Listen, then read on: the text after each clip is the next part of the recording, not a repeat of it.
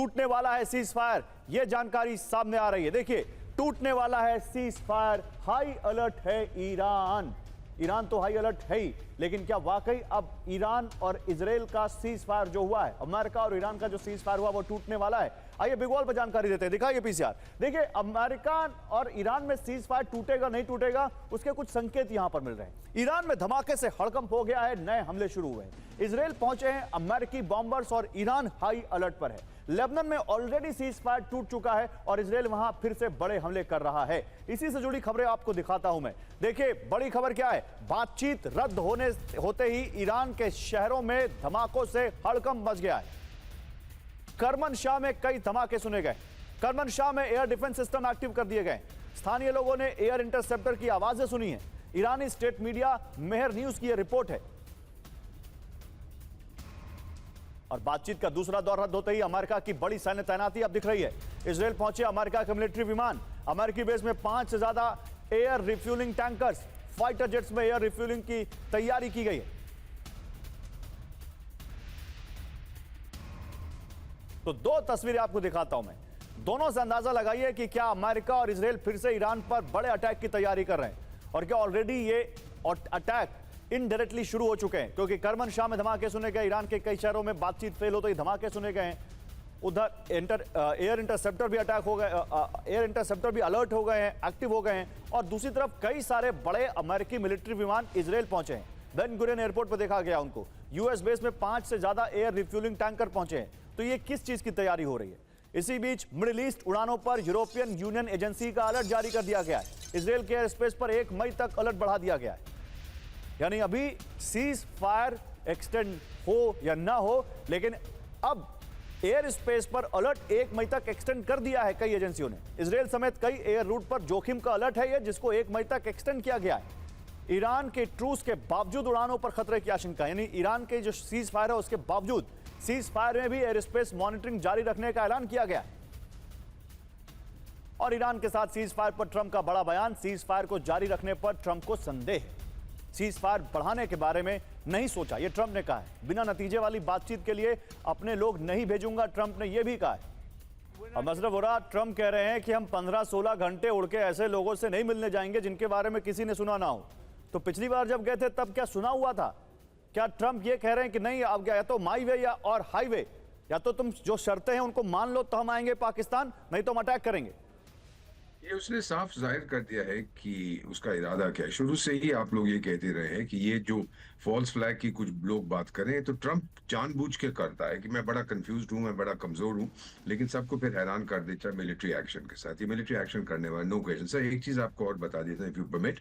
ये मेरे ग्रुप में से एक किसी ने पोस्ट किया है कि एक ईरानियन औरत ने, उसकी तस्वीर भी है, कि I know one of the dirty hands, एक गंदा हाथ इस असैसिनेशन अटेम्प्ट के पीछे इस्लामिक रेजिम का है। ये उस औरत ने पोस्ट किया, एक्टिविस्ट है ईरानियन। और एक चीज और लिखी है, पता नहीं ये सही है कि नहीं, कि जिस आदमी ने मारने की कोशिश की है, ये जहां पे ये टोरेंस कैलिफोर्निया में रहता था, ये एक, अब पता नहीं सर ये सच है कि नहीं, I am not saying anything, सिर्फ जो उन्होंने लिखा है, ये एक शिया मॉस्क में रेगुलरली जाता था। अच्छा, आप अपना अनुमान लगा लीजिए। आप पता नहीं, कोई इसको बताएगा नहीं, पर ये एक्टिविस्ट है, हो सकता है इसकी दुश्मनी हो इस्लामिक रेजिम से, ये उसने पोस्ट किया है सर। ये मैं आपको बता रहा हूं। सो इसमें इतना सीधा नहीं है ये सर, ये अकेला एक आदमी ट्रंप से नाराज है, मैं तेरे सारे कैबिनेट को मिटा दूंगा, no no no no no. इसको समर्थन मिला है, और जैसा अभी कह रहे थे कि बहुत से ईरानी नहीं, ठीक है, आपकी बात मैं समझ गया। और सकता है कि आगे जब इन्वेस्टिगेशन हो तो उसका पार्ट ये चीजें बने और फिर ये चीजें निकल कर आए। बट मुझे जो मैंने सवाल पूछा था उसका आंसर नहीं मिला। मैं आपसे जानना चाह रहा था कि क्या अटैक होने वाला है? ट्रंप के तेवर क्या बता रहे हैं? 100% अटैक होने वाला है सर, छोड़ेगा नहीं sir. Now he has a reason to do it. अब लोग उसके अपने कह रहे हैं मार उनको, अगर ये तेरे ऊपर हमला किया गया है। तो आई बिलीव कि वो मारेगा सर अगले 48 घंटे में। सर 3 युद्धपोत उसके, 3 एयरक्राफ्ट कैरियर्स, 50-60 हजार सिपाही हैं वहां पर, कितने जहाज हैं, कितने रिफ्यूलर्स हैं। वो चाय पीने के लिए आए हैं, पिकनिक के लिए आए हैं वहां पर? वो तो ठोकेंगे ना सर, किस लिए वहां पे बैठा हुआ है? He is going to hit. और अगर मारा उसने, फिर आप देख लीजिएगा सर, मिड टर्म इलेक्शन ये जीत जाएगा। मिड टर्म इलेक्शन, ये बड़ी बात है। सब कुछ वही से क्यों जुड़ रहा है? ये हमला, वो ईरान पर अटैक, ये सब कुछ उसी से क्यों जुड़ रहा है? मैं आता हूं सर इस पर, लेकिन इसी बीच एक बड़ी खबर। अभी अभी लेबनान पर इजराइल का बहुत बड़ा हमला। सीज फायर बढ़ने के बाद लेबनान पर भीषण बमबारी की है इजराइल ने। जावतार अल शर्किया में इजरायली स्ट्राइक की खबर है। सीज फायर बढ़ने के कुछ दिन बाद फिर से हमला किया है इजराइल ने। सीज फायर के बीच लेबनान में फिर से तनाव बढ़ा है। इनफैक्ट ये तो कह सकते हैं कि लगता है कि लेबनान में सीज फायर टूट चुका है, क्योंकि सीज फायर में इस तरह के हमले नहीं होते।